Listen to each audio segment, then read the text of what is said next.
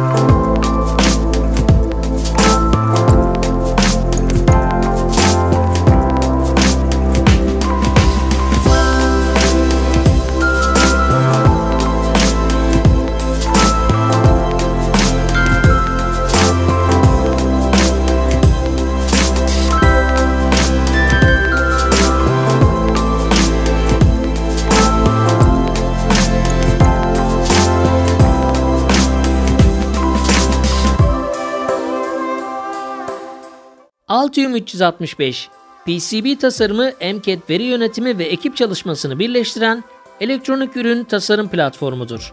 Kurmak veya yapılandırmak için ekstra bir ücret ya da lisans almanıza gerek yok. Altium Designer içinden direkt bağlanabilirsiniz.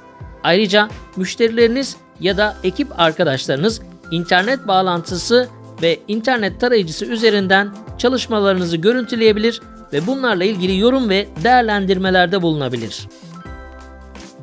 Altium 365'e entegre Aktopart'ı kullanarak yüzlerce distribütör arasından elektronik bileşenlerinizi arayabilir ve kendi aralarında kıyaslayabilirsiniz. Açıklamalar kısmında bulunan ücretsiz bağlantıları kullanmaktan ve bu uygulamaları denemekten çekinmeyin.